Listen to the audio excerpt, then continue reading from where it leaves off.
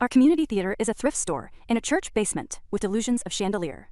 I volunteer as a seamstress because I like making kids feel like princes and pirates on a budget of lint. The director this season is a man who says, "Let's run it again, but more truth."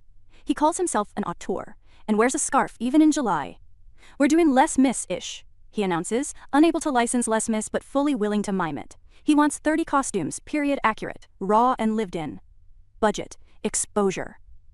"We will credit you on the program," he says, which is printed on the back of leftover raffle tickets. I reply with a cheerful cost sheet: rental pulls, fabric, notions, labor hours, my rate discounted for community.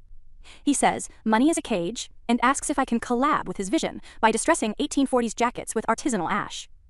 I own a washing machine and a job. He texts me a mood board of Parisian gutters. Escalation begins with the Gala.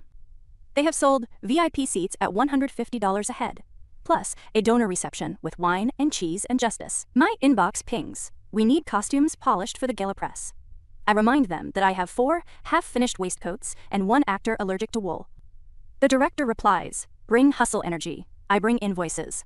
He says the theater can reimburse after we hit our stretch goal. I say the stretch goal is paying the person stretching fabric.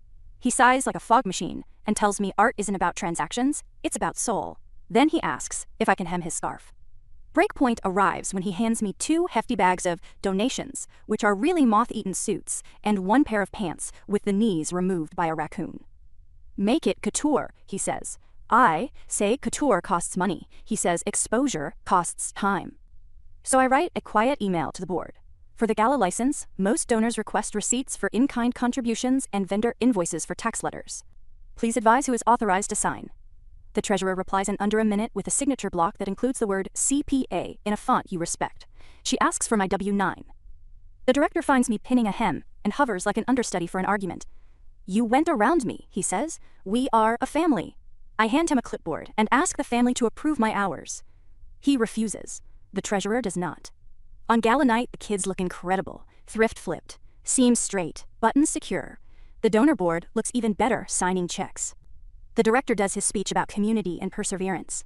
I do mine to the treasurer about purchase orders going forward. The scarf watches from his neck tightly. After curtain, the director posts an Instagram caption, "Costumes, love."